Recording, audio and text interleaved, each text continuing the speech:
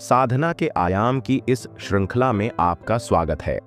मैं इस श्रृंखला में भगवान ओशो के अमूल्य प्रवचनों का सार प्रस्तुत कर रहा हूं।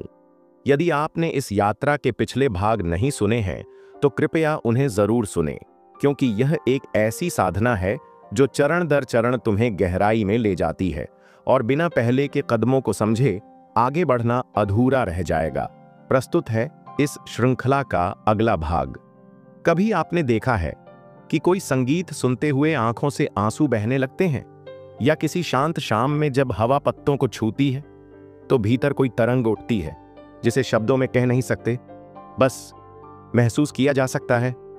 वहीं से जीवन का असली संगीत शुरू होता है, जहां स्वर नहीं, स्वर के बीच की खामोशी बोलने लगती है, जहां शब्द नहीं, शब्दों के बीच का अंतराल अर्थ देने लगता है, जहां लहरें नहीं बल्कि लहरों के पीछे छिपा सागर खुद को प्रकट करने लगता है। क्या आप सुन पा रहे हैं? सुनाई देता है किसी सागर की धीमी धीमी लहरों की ध्वनि और फिर मौन। इस श्रृंखला में हम उसी सागर की यात्रा पर निकल रहे हैं, जहां जीवन केवल दिखाई नहीं देता बल्कि महसूस होता है, जहां एक साधारण सी ध्वनि भी दिव्यता का संदेश बन जाती है। ध्यान रखो, संगीत सिर्फ सुर नहीं है, वो प्रेम है जो एक स्वर को दूसरे स्वर से बांधता है।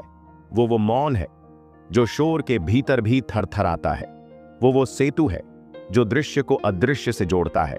इस यात्रा में हम जानेंगे कैसे एक स्वर हमारी आत्मा को छू सकता है, कैसे एक मौन हमारे भीतर के तूफानों को शांत कर सकता है, कैसे लहरें अंततः हमें सागर की ओर ले जाती हैं, उस संगीत की ओर जो सुनाई नहीं देता लेकिन सब कुछ है। क्योंकि तुम स्वर हो लेकिन संगीत बन सकते हो। तो आओ, इस चरण में हम स्मृति में अंकित करें वो मधुरतम स्वर जो जीवन में कभी कभी अनायास प्रकट हो जाते हैं, जैसे कोई झलक, कोई स्पर्श, कोई मौन, कोई प्रेम। और याद रखो, जैसे जैसे तुम भीतर उतरोगे स्वर मिटते जाएंगे और संगीत उभरता जाएगा। सुने गए मधुर स्वरों को अपने हृदय में संजो लो। जब तक तुम केवल एक साधारण मानव हो, तब तक उस परम संगीत की बस कुछ झलकियां ही तुम्हारे कानों तक पहुंचती है। लेकिन अगर तुम ध्यान से सुनो तो जो कुछ भी सुनाई दे उसे गहराई से याद रखो, ताकि वह खो ना जाए बल्कि तुम्हें उस रहस्य के करीब ले जाए जो हर दिशा से तुम्हारे चारों ओर फैला है। एक ऐसा क्षण भी आएगा जब तुम्हें किसी बाहरी गुरु की आवश्यकता नहीं रह जाएगी, क्योंकि जैसे तुम्हारे भीतर वाणी है, वैसे ही वह सर्वव्याप्त सत्ता जिसमें तुम समाये हो, उसके भीतर भी अभिव्यक्ति की वही शक्ति विद्यमान है। अब सीखो उन अदृश्य स्वरों की धुन से कि जीवन भी एक संगीत है, एक सुस्वर लय जो कभी मौन नहीं होती। जीवन अपनी भाषा में निरंतर बोलता है, परंतु यह कोई शोर नहीं होता, यह एक मधुर गीत है। और यदि तुम सच में सुन सको तो जानोगे कि तुम भी उसी गीत का एक हिस्सा हो। जीवन के सबसे अनमोल पाठों में यदि कुछ है तो वह है संगीत का अनुभव। संगीत का अर्थ यह नहीं कि स्वर आपस में टकरा रहे हों, न कोई अराजकता, न ही कोई कोलाहल। संगीत वह है जहां हर स्वर, हर ध्वनि एक ही तरंग में, एक ही दिशा में, एक ही संकेत की ओर बह रही हो। जो हमें जीवन में अस्त व्यस्तता दिखाई देती है वह हमारे दृष्टि दोष के कारण है, और जो भीतर अशांति महसूस होती है वह इसलिए क्योंकि हम ठीक से सुनना भूल गए हैं। हमें स्वर तो सुनाई देते हैं, लेकिन स्वरों के बीच जो संबंध है, जो उन्हें एक दूसरे से जोड़ता है, वह संगीत, वह सेतु, वह हमें नहीं सुनाई देता। जैसे जैसे सुनने की गहराई बढ़ेगी, स्वर खोने लगेंगे और संगीत प्रकट होने लगेगा। एक क्षण ऐसा भी आता है जब सारे स्वर विलीन हो जाते हैं, सारी लहरें शांत हो जाती हैं और बचता है केवल संगीत का समुद्र, जिसकी कोई सीमा नहीं, कोई किनारा नहीं। संगीत वही है जो दो स्वरों के बीच के मौन में बहता है। वह मौन जो केवल सन्नाटा नहीं बल्कि प्रेम से भरी एक अदृश्य तरंग है। हर स्वर जैसे दूसरे स्वर में समा रहा है, घुल रहा है और एक लय में विलीन हो रहा है। यह जो दो स्वरों के बीच की खामोशी है, यह खाली नहीं है, यह भी पूर्ण है, मौन से भरी, शून्य से परिपूर्ण। इस मौन को महसूस करना ही जीवन के संगीत को समझना है। कहा भी गया है, सत्य शब्दों में नहीं कहा जा सकता, लेकिन शब्दों के बीच की जो खाली जगह होती है उसी में वह प्रकट होता है। शून्यता केवल अनुपस्थिति नहीं है, वह भी एक दिव्य संगीत से भरी होती है। मगर उसे सुनने के लिए हमें बहरेपन से बाहर निकलना होगा, अपने भीतर उतरना होगा। हम स्वर तो पहचान लेते हैं, लेकिन उनके बीच जो सेतु है वह दिखता नहीं। इसीलिए सब कुछ बिखरा बिखरा लगता है। हम यहाँ अनेक लोग बैठे हैं, एक एक व्यक्ति दिखाई देता है, परंतु जो उन सब को जोड़ता है वह अदृश्य है। अगर वह जो जोड़ने वाली शक्ति है वह दिख जाए तो सभी व्यक्ति गायब हो जाएंगे और बस एक जीवन धारा बहेगी। तुम, मैं और हर कोई उस एक ही जीवन की लहरें हैं। हम सब एक ही संगीत की धुन में नाचते हैं, लेकिन जब हम केवल अपनी धुन सुनते हैं तो बाकी सब असंबद्ध लगते हैं। ध्यान से सुनो तो समझ में आएगा कि तुम अकेले नहीं हो। हर एक के बीच जो जीवन बहता है वह सबसे अधिक महत्वपूर्ण है। जो केवल दृश्य को देखता है उसे जीवन एक उलझन, एक अराजकता जैसा प्रतीत होता है, क्योंकि जो दिखाई देता है वह केवल सतह है। उस दृश्य के भीतर जो अदृश्य तरंगे हैं वही जीवन का वास्तविक संगीत है। हर दृश्य किसी न किसी अदृश्य से जुड़ा है, हर स्वर किसी अनसुने संगीत में बंधा है। हम जिसे देखते हैं वह छोर है, पर जो नहीं दिखता वह जो दोनों सिरों को जोड़ता है वही असली अस्तित्व है। उसी को अनुभव करना जीवन के संगीत को अनुभव करना है। संगीत का अर्थ है वह भी जो दिखता नहीं, लेकिन हर रिक्तता में भी पूर्णता से भरा हुआ है। जो अंतराल हमें खाली लगता है वह भी जीवन से गूंज रहा है। शून्यता में भी एक सौंदर्य है, एक मौन संगीत की उपस्थिति है। लेकिन यह सब तभी महसूस होगा जब हमारा भीतर अधिक संवेदनशील हो उठेगा। जैसे जैसे हमारी दृष्टि भीतर की ओर बढ़ती है, हम देखना शुरू करते हैं उस जीवन को जो दो वृक्षों के बीच बह रहा है, जो दो व्यक्तियों के मध्य गूंज रहा है। और जब वह दिखाई देने लगता है तब यह सारा जगत एक ही परमात्मा की अभिव्यक्ति बन जाता है। इसीलिए ध्यान की यात्रा में संगीत इतना महत्वपूर्ण हो जाता है, क्योंकि जो व्यक्ति केवल स्वर सुन ले वह बहुत थोड़ा जानता है, लेकिन जो स्वर और स्वर के बीच बहती अदृश्य लय को अनुभव कर ले वह ब्रह्म को छू लेता है। ब्रह्म वही है जो सबको जोड़ता है, पर स्वयं कभी दिखाई नहीं देता। जो दिखाई देता है वह बदल जाएगा, वह एक दिन खो जाएगा, लेकिन जो नहीं दिखाई देता वह अमर है, शाश्वत है। हम सब लहरें हैं, कभी उठते हैं कभी गिरते हैं, पर लहरें तो आती जाती रहती हैं, सागर तो वहीं रहता है। पर क्या तुमने सागर को देखा है?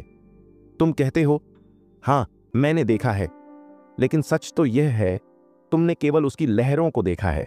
सागर की गहराई, उसका मौन कभी किसी आंख से देखा नहीं गया, सिर्फ उसकी सतह पर उठती गिरती लहरें ही दिखती हैं। वैसे ही संगीत भी कभी नहीं सुना गया, सिर्फ स्वर सुने गए। स्वर लहरों की तरह सुनाई पड़ते हैं, लेकिन जो उन्हें जोड़ता है वह संगीत, वह सागर, वह छुपा रहता है। लहरें बिना सागर के नहीं हो सकती, स्वर बिना संगीत के नहीं हो सकते। सागर को तुम न देख सको तो भी वह है, संगीत को तुम न सुन सको तो भी वह बह रहा है तुम्हारे भीतर, तुम्हारे चारों ओर। स्वर सीमित है इसलिए वह चोट करता है, सुनाई देता है। संगीत असीम है इसलिए वह अनुभूति के पार है। ब्रह्म, वह परम अस्तित्व, कभी दृष्टिगोचर नहीं होता क्योंकि वह निराकार है, विराट है, असीम है। व्यक्ति दिखाई देते हैं क्योंकि वे सीमित हैं। लहर छोटी है इसलिए वह दिखती है, सागर विशाल है इसलिए वह छुप जाता है। स्वर सीमित है इसलिए तुम उसे सुन सकते हो। संगीत असीम है इसलिए वह चुपचाप बहता है तुम्हारे भीतर कहीं। पर जैसे ही तुम भीतर की यात्रा शुरू करते हो, एक समय आता है जब वह संगीत सुनाई पड़ने लगता है। पर ऐसा क्यों? भीतर जाने से वह संगीत क्यों सुनाई देता है? तो क्या भीतर जाने से परम संगीत सुना जा सकता है? क्या शून्य में भी एक मधुरता छुपी है? इस रहस्य को जानने के लिए अगली कड़ी में साथ चलिए जरा लहर की बात को गहराई से समझें। अगर एक लहर को आंखें होती और वह अपने चारों ओर देख पाती तो उसे हर ओर सिर्फ लहरें ही दिखती, बड़ी लहरें, छोटी लहरें, उठती हुई गिरती हुई। लेकिन सागर, वह उसे कभी दिखाई न देता। हर लहर को लगेगा कि बाकी सभी लहरें उससे अलग हैं, क्योंकि कोई उससे ऊंची उठ रही है, कोई उसके पास से मिट रही है। वह सोचती है अगर हम एक होते तो साथ ही उठते, साथ ही मिटते। यही स्थिति हम सबकी है। हम बाहर देखते हैं दूसरे लोग, उनके विचार, उनकी दौड़, उनकी स्पर्धा, तो लगता है जैसे जीवन एक संघर्ष है। हर कोई किसी और को हटाना चाहता है, हर कोई किसी और से बेहतर होना चाहता है। लेकिन अगर वही लहर अपनी आंखें बाहर से बंद कर ले और भीतर झांकने लगे तो एक चमत्कार घटता है। वह लहर महसूस करती है मेरे भीतर जो है वही सभी लहरों के भीतर भी है। मेरे नीचे जो गहराई है वह हर लहर के नीचे है। वह गहराई वही सागर है। जब लहर भीतर जाती है तो वह सागर से मिलती है, और तभी उसे यह भी दिखने लगता है कि बाकी सभी लहरें उससे भिन्न नहीं हैं। वे सभी उसी एक सागर की तरंगें हैं। अब वह चाहे तो दूसरी लहरों के भीतर भी उतर सकती है, क्योंकि भीतर कोई दीवार नहीं होती, कोई सीमा नहीं होती। जो अपने भीतर पहुंच गया वह सबके भीतर प्रवेश कर सकता है। यही कारण है कि जब हम किसी बुद्ध, किसी महावीर के पास जाते हैं तो लगता है जैसे वे हमें भीतर से देख रहे हैं, ऐसे बिंदु से जहां से हमने खुद को भी कभी नहीं देखा। वे हमारे उस सत्य को जान लेते हैं जिसे हमने खुद अब तक नहीं जाना। इसलिए अध्यात्म की परंपरा कहती है, गुरु के आगे समर्पण ही रास्ता है। समर्पण का अर्थ है जो तुम अपने बारे में जानते हो वह सब छोड़ दो और उस अनदेखे रास्ते को स्वीकार कर लो जिसे गुरु जानता है। जब कोई लहर सागर को जान लेती है तो वह जानती है कि उसका लहर होना भ्रम था। वह जान जाती है कि हर लहर चाहे कैसी भी दिखे उसी एक सागर की अभिव्यक्ति है। और एक और गहरा सत्य प्रकट होता है, लहर मिट सकती है पर सागर नहीं मिटता। यही अमृत का अनुभव है। अगर कोई कहता है आत्मा अमर है तो इसका अर्थ यह नहीं कि मैं अमर हूं। जो मैं है वह लहर है, वह जन्म लेती है और मृत्यु को प्राप्त होती है। लेकिन जो मैं के भीतर है वह सागर है, और वही आत्मा है। वह न जन्म लेती है न मरती है। आप अभी जो खुद को मानते हैं वह बस एक लहर है, और लहर का अंत तो निश्चित है, पर भीतर बहुत गहराई में आप सागर से जुड़े हुए हैं, जो न कभी जन्म लेता है न कभी मरता है। लोग अक्सर सुनते हैं कि आत्मा नहीं मरती, और फिर यही सोचने लगते हैं कि मैं अमर हूं। लेकिन वह मैं जो आप अभी हैं, जो खुद को शरीर, विचार, नाम से पहचानता है, वह मिटेगा। अमर है वह केंद्र जिसे आपने अभी तक छुआ तक नहीं। लहर की तरह मृत्यु तय है, सागर की तरह अमृतत्व भी। अब चलिए उस पांचवें सूत्र में प्रवेश करें जिसमें जीवन के उस दिव्य संगीत की झलक है। सुने गए स्वर माधुर्य को अपनी स्मृति में अंकित करो। जब तक तुम केवल मानव हो तब तक उस महागीत के कुछ ही अंश तुम्हारे कानों तक पहुंचते हैं, परंतु यदि ध्यान पूर्वक सुनो तो उन्हें संभाल कर रखो, क्योंकि इन्हीं अंशों में छुपा है वह रहस्य जो तुम्हें चारों ओर से घेरे हुए है। एक समय ऐसा भी आएगा जब तुम्हें किसी गुरु की आवश्यकता नहीं रहेगी, क्योंकि जैसे व्यक्ति में वाणी है वैसे ही अस्तित्व में भी एक वाणी है जिसमें तुम हो, जिससे तुम हो। आज की अवस्था में तुम उस संपूर्ण गीत को नहीं सुन सकते, क्योंकि अभी तुम असंगीत हो। भीतर ताल नहीं है, स्वर नहीं है, लय नहीं है, पर याद रखो समान ही समान को पहचान सकता है। अगर तुम चाहते हो उस दिव्यता को सुनना तो पहले तुम्हें स्वयं संगीत पूर्ण बनना होगा। यदि तुम उस ज्योति को देखना चाहते हो तो पहले भीतर प्रकाश फैलाना होगा, और यदि अमृत का अनुभव करना है तो मृत्यु के भय को पार करना होगा। तुम जिसको जानना चाहते हो पहले वैसा ही बनना होगा। बुद्धिमानों ने कहा है, तुम्हारी आंखें इसलिए देख पाती हैं क्योंकि उनमें रोशनी का अंश है। तुम्हारे कान इसलिए सुन पाते हैं क्योंकि वे ध्वनि के अंश हैं। तुम्हारी कामना तुम्हें नीचे खींचती है क्योंकि उसमें पृथ्वी है, और ध्यान तुम्हें ऊपर उठाता है क्योंकि उसमें परमात्मा है। जिससे जो जुड़ा है वह उसका रास्ता बन जाता है।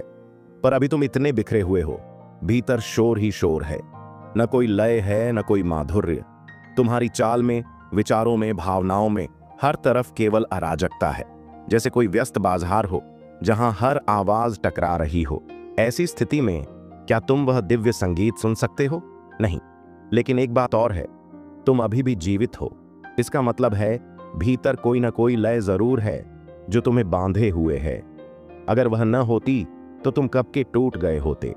और कभी कभी किसी खास क्षण में वह लय झलकती है, जब सुबह का सूरज निकलता है, जब रात का आकाश सितारों से भर जाता है, जब कोई प्रिय तुम्हें प्रेम से देखता है, या जब कोई संगीत तुम्हारे भीतर गूंजता है। ऐसे किसी पल में तुम्हारे भीतर सब कुछ रुक जाता है, शोर थम जाता है, तुम्हारे भीतर एक समस्वरता बहने लगती है, और उसी क्षण तुम आनंद कहते हो, शांति कहते हो, या उसे रस कहते हो। वह पल, उसका नाम कुछ भी हो, एक झलक है उस संगीत की। वह तुम्हें यह याद दिलाने आया है कि भीतर कोई द्वार है जहां लहरें नहीं, सागर है, जहां तुम नहीं, केवल वह है जो सबको जोड़े हुए है। सुने गए मधुर स्वरों को अपने हृदय में सहेज लो। कभी कभी जीवन में कुछ पल ऐसे आते हैं जब सब कुछ शांत हो जाता है, भीतर भी बाहर भी। न कोई विचार होता है, न कोई आवाज, बस एक गहराई होती है जहां से संगीत की कोई अदृश्य धुन बहती है। ऐसे पलों को भूलना मत, उन्हें अपनी स्मृति में सहेज लो। उन्हीं के सहारे तुम आगे बढ़ सकते हो। कभी तुमने सूरज की किरणों को सिर पर पड़ते हुए देखा होगा और एक पल के लिए सब कुछ रुक गया होगा। या एक सुबह नींद से जागते ही तुम यह भी भूल गए कि तुम कौन हो, कहां हो। बस मौन था, गहरा आत्मिक मौन।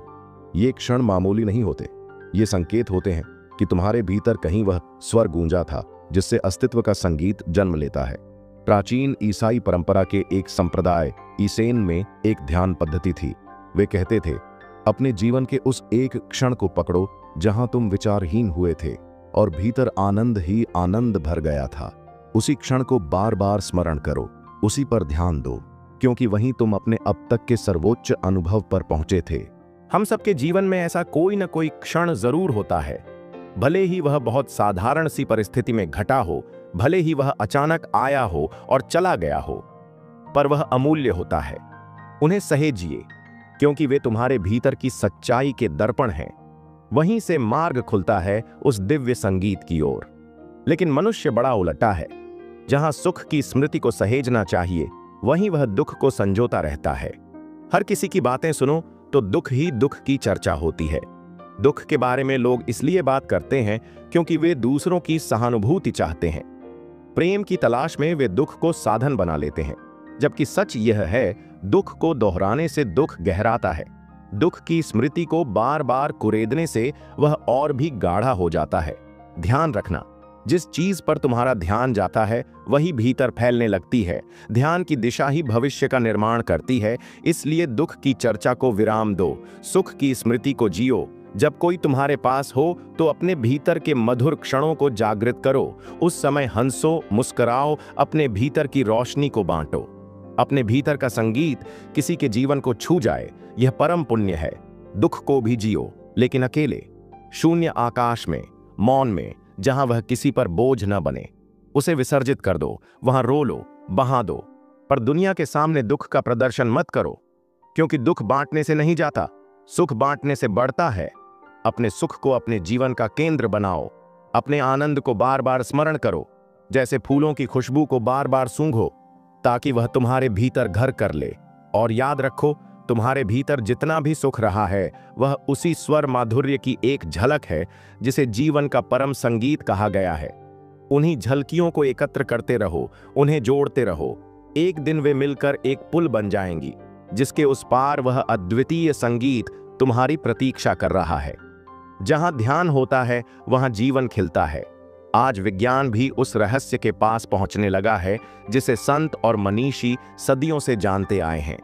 वैज्ञानिक कहते हैं, अगर तुम किसी पौधे को प्रेम से देखो, उस पर ध्यान दो, तो वह जल्दी बढ़ता है, उसमें फूल जल्दी खिलते हैं।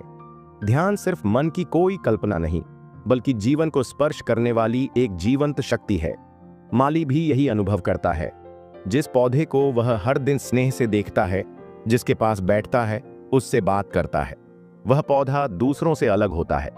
उसमें कुछ विशेष चमक आ जाती है, कुछ खास लय होती है उसकी बढ़त में।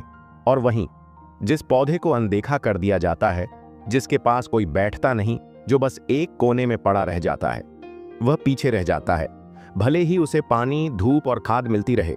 क्यों? क्योंकि उसे ध्यान नहीं मिला। ध्यान सिर्फ देखने का नाम नहीं है, यह भीतर से जुड़ने की कला है।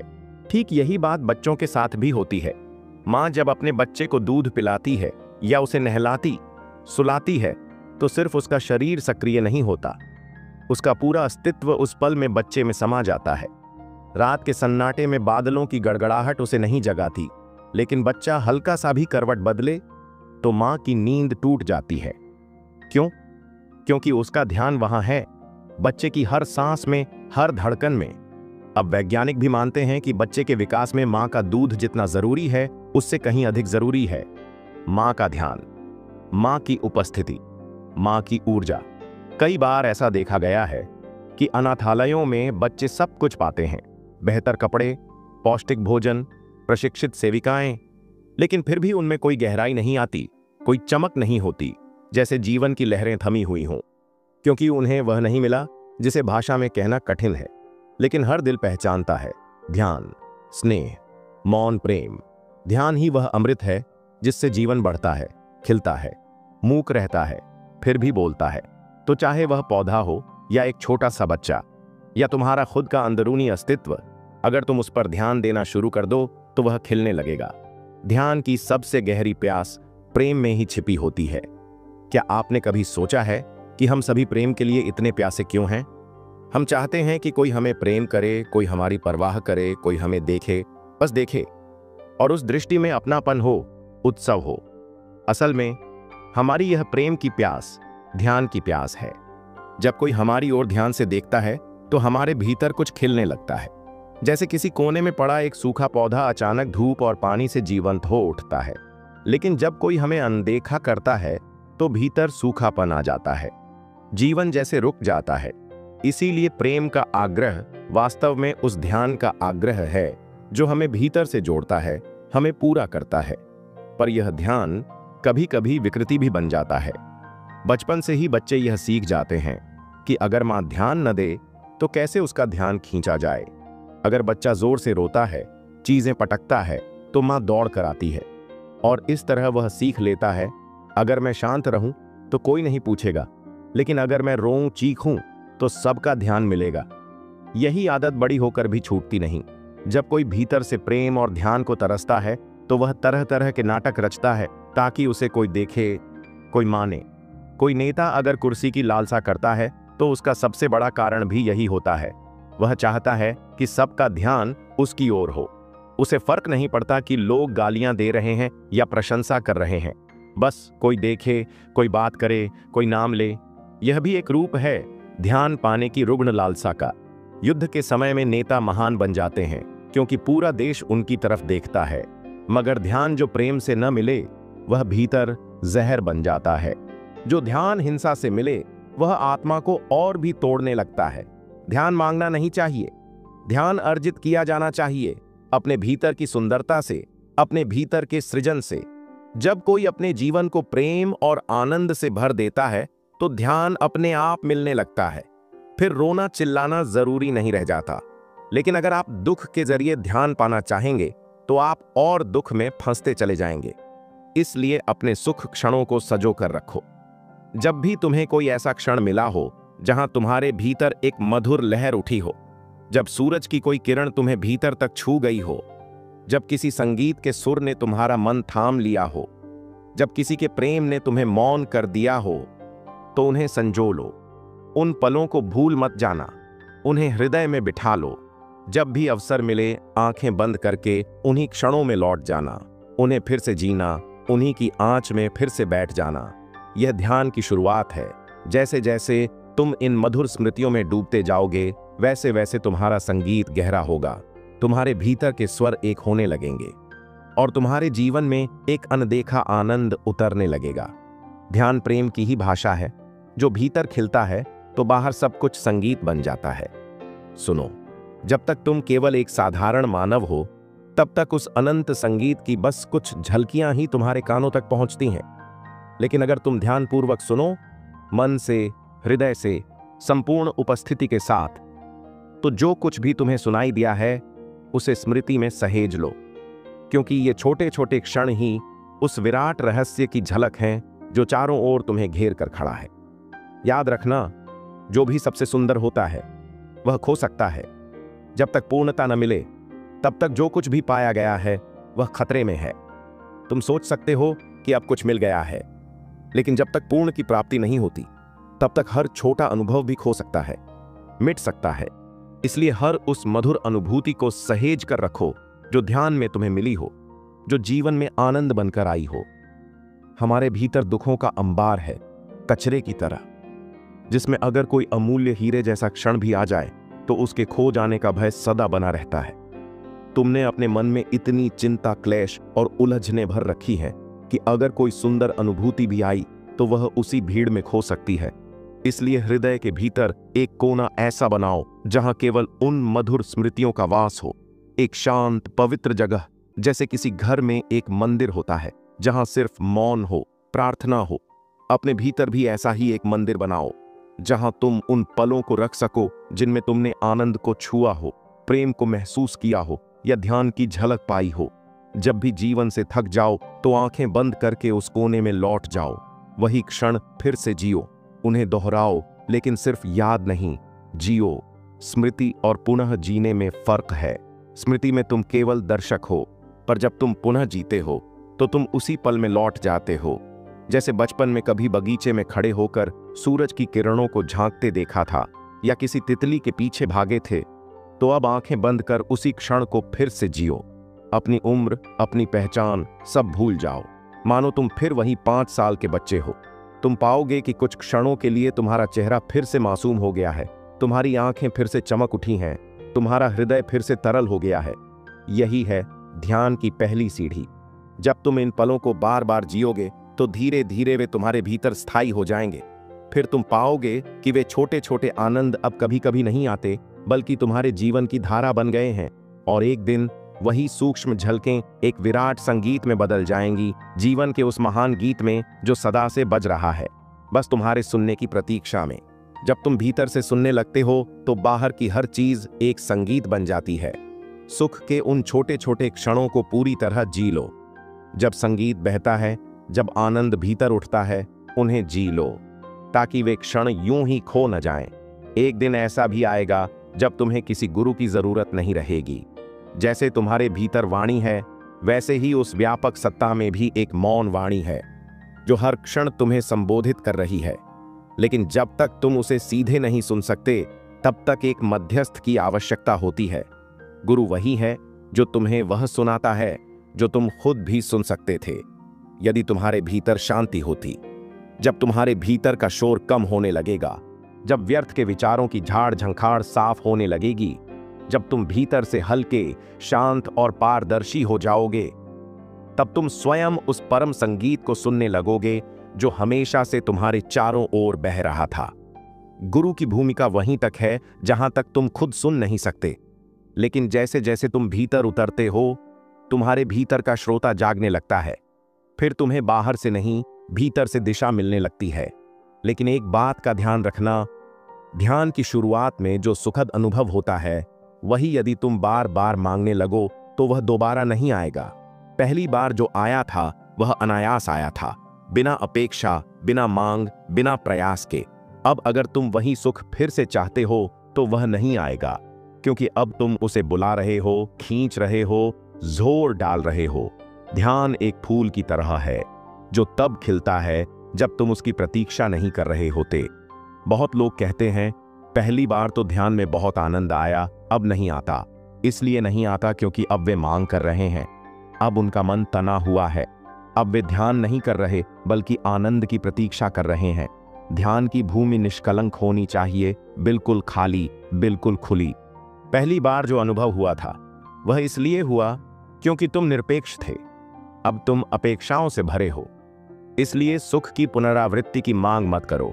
जो मिला है उसे स्मरण करो, उसे भीतर जियो, लेकिन उसी अनुभव की पुनरावृत्ति की जिद मत करो, क्योंकि श्रेष्ठतम अनुभव कभी जबरदस्ती नहीं आते।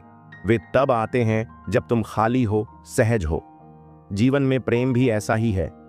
जब कोई तुम्हारे जीवन में पहली बार आता है तो वह प्रेम एक उत्सव की तरह होता है, बिना शर्त, बिना अपेक्षा। लेकिन जैसे ही वह संबंध एक बंधन बन जाता है, पति पत्नी बन जाता है, तो वही प्रेम बोझ बन जाता है। अब दोनों एक दूसरे से मांगने लगते हैं। पहले जो दिया था वह अब चाहिए। अब वह क्षण नहीं आता क्योंकि वह अनायास था, अब वह अपेक्षित है। ध्यान भी ऐसा ही है। पहली बार आया सुख क्योंकि तुम सहज थे, अब तुम तैयारी के साथ आ रहे हो कि वह अनुभव फिर दोहराया जाए। ध्यान में जब तुम खाली होकर आते हो, बिना किसी आशा के, तभी वह अनुभव फिर आता है और इस बार और गहरा होता है। तो सूत्र यह है, सुख को संजो, लेकिन उसकी पुनरावृत्ति की अपेक्षा मत करो। उसे जियो, उसे भीतर बार बार अनुभव करो, लेकिन मांगो मत। गाय और भैंस की तरह जुगाली करना सीखो। वे भोजन कर लेती हैं और फिर घंटों उसे चबाती रहती हैं। तुम भी अपने सुख के अनुभवों की जुगाली करो। जैसे तुम दुख को बार बार सोचते हो, गाली को 100 बार याद करते हो, वैसे ही सुख को बार बार भीतर जियो। दुख को जुगाली कर करके तुमने दुख को गाढ़ा कर लिया है। अब सुख को जुगाली करो, तो वह भी धीरे धीरे घना हो जाएगा। भविष्य के प्रति खाली हो जाओ, अतीत के रस को अपने भीतर उतार लो, फिर भविष्य को मांगने की जरूरत नहीं रहेगी। तुम्हारा अनुभव तुम्हारे साथ रहेगा और वह खुद ही तुम्हारे ध्यान को गहराता जाएगा। अब अगला सूत्र कहता है, इन स्वर लहरियों से सुस्वरता का पाठ सीखो। जीवन मूक नहीं है, वह एक सुंदर गीत की तरह है जो हमेशा बह रहा है। तुम स्वयं भी उसी गीत के एक अंश हो, तो सीखो उस संगीत की लय में कैसे जिया जाए। जीवन के सुखद अनुभवों को केवल टुकड़े की तरह मत रखो, उनके बीच के रिश्ते खोजो। बचपन में तितली के पीछे भागना, पहले प्रेम में डूबना, सागर की लहरों के साथ मौन में बैठना या अचानक मिले किसी क्षण की शांति, ये सब अलग अलग नहीं है। ये सब उसी एक अनंत संगीत के अंश हैं। सिर्फ तुम्हें इन्हें जोड़ना सीखना है। इन सब के बीच एक अदृश्य सूत्र है, एक लय, एक मौन संगीत, बस उसी को पकड़ना है। यही है ध्यान की कला, अनुभवों को जोड़कर एक गीत बनाना और फिर उस गीत को जीवन में बहने देना। तितली के पीछे दौड़ता एक नन्हा बच्चा, चांदनी रात में प्रेयसी के पास बैठा एक युवा और मंदिर के एकांत में ओंकार का जप करता एक वृद्ध। बाहर से ये तीनों बिल्कुल अलग लगते हैं, लेकिन भीतर कुछ है जो इन तीनों को जोड़ता है। तीनों को आनंद की अनुभूति होती है। तीनों कहते हैं, यह क्षण बहुत सुंदर है, तो जरूर इन सब के भीतर कोई एक जैसा अनुभव घटा है। छोटा बच्चा तितली के पीछे भाग रहा है, पर सच कहो तो वह तितली नहीं पकड़ रहा, वह खो गया है उस पल में। उसके भीतर बस एक ही विचार बचा है, तितली। बाकी सारी दुनिया जैसे मिट गई हो। बच्चा खुद भी खो गया है, बचा है केवल वह क्षण, एक शुद्ध एकाग्रता जिसमें मन नहीं, विचार नहीं, सिर्फ भाव है। कुछ वर्षों बाद वही बच्चा बड़ा हो गया। अब वह किसी प्रिय के पास बैठा है, शांत, एक चुपचाप रात में, तारों के नीचे। इस बार न कोई तितली है, न कोई दौड़, बस वही एक अनुभव है, एकाग्रता। सारा संसार फिर से मिट गया है, अब केवल एक चेहरा है, एक उपस्थिति है जिसे वह पूरी तरह पी रहा है, और फिर वही जीवन आगे बढ़ता है। अब वही व्यक्ति वृद्ध हो गया है, ओंकार का जप करता है, आंखें बंद हैं, सारा संसार फिर गायब, बस ओम की ध्वनि भीतर उतर रही है, ओंकार की ध्वनि भीतर उतर रही है। अब वह खुद भी नहीं है, बस स्वर है, बस ध्वनि की एक लहर है जिसमें वह विलीन हो चुका है। बाहर की परिस्थितियां चाहे जैसी भी हों, भीतर की घटना एक ही है। यह भाव एकाग्रता ही है जो आनंद को जन्म देती है, चाहे वह तितली हो, प्रेम हो या ओंकार। जब तुम जीवन के इन खंडित अनुभवों को एक सूत्र में जोड़ना शुरू करोगे, तो एक नया संगीत प्रकट होगा, एक गूढ़ समस्वरता जो इन सब में छिपी हुई थी। जो बूढ़ा उस बच्चे पर नाराज होता है जो तितली के पीछे दौड़ रहा है, असल में वह अपने ही भूले हुए बचपन पर क्रोधित है। जो वृद्ध युवक से कहता है कि तुम स्त्रियों के पीछे भटक रहे हो, वह अपनी अधूरी जवानी से परेशान है, क्योंकि उसने अपने जीवन के खंडों को एक साथ जोड़कर नहीं देखा। उसने जीवन को कभी एक धागे में पिरोया ही नहीं। लेकिन जिसने इन तीनों अवस्थाओं, बचपन, यौवन और वृद्धावस्था को एक सूत्र में अनुभव कर लिया है, वही वास्तव में बूढ़ा कहलाने योग्य है। वही है ऋषि जिसे उम्र ने नहीं, अनुभव ने परिपक्व किया है। हमने इस देश में बुजुर्गों को सम्मान इसलिए दिया था क्योंकि माना जाता था कि उन्होंने जीवन के सभी मनकों को जोड़कर उस धागे को पकड़ लिया है जिससे जीवन की माला बनी है। लेकिन जो बस उम्र के साथ बूढ़ा हुआ है, पर जिसने जीवन का सार नहीं जाना, वह तो बस एक अधूरी किताब है जो दोहरानी पड़ेगी बार बार। और यही है आवागमन की पीड़ा। अगर जीवन का सार नहीं पकड़ा गया तो फिर से वही चक्र, फिर बच्चा बनना, फिर तितलियों के पीछे भागना, फिर प्रेम में डूबना, फिर ओंकार झपना। फिर भी अगर जीवन एक संगीत न बना तो फिर लौट कर आना पड़ेगा। जिस दिन तुम इन टुकड़ों में एकता देख लोगे, जिस दिन तुम्हें हर अवस्था, बचपन, यौवन और बुढ़ापा एक ही लय में बहती प्रतीत होगी, तब जीवन एक सूत्र बन जाएगा। और वही सूत्र है परम सत्य की सीढ़ी, जिसे पकड़कर तुम जीवन से पार जा सकते हो। तो अब अपने भीतर झांको। तुम्हारे जीवन के कौन कौन से क्षण ऐसे हैं जो तुम्हें पूरी तरह भुला देते हैं, जो तुम्हें एक ही भाव में ले आते हैं जहां कोई दूसरा विचार नहीं बचता। बस वही क्षण है तुम्हारी ध्यान की सीढ़ियां। उन्हें समेटो, समझो, और फिर उन सब के बीच उस अदृश्य धागे को खोजो जो सबको जोड़ता है। अगर यह बात तुम्हारे हृदय को छू गई हो, तो इस यात्रा में हमारे साथ आगे बढ़ते रहो। आने वाले भाग में हम जानेंगे कि यह जीवन संगीत तुम्हें मोक्ष के स्वर तक कैसे ले जाता है। वीडियो को लाइक करें, कमेंट में अपनी भावना साझा करें और चैनल को सब्सक्राइब जरूर करें। हम मिलेंगे अगले अध्याय में, जहां बात होगी जीवन के श्वास श्वास में ध्यान कैसे उतरता है। ध्यान और जीवन का यह संगम यूं ही चलता रहे।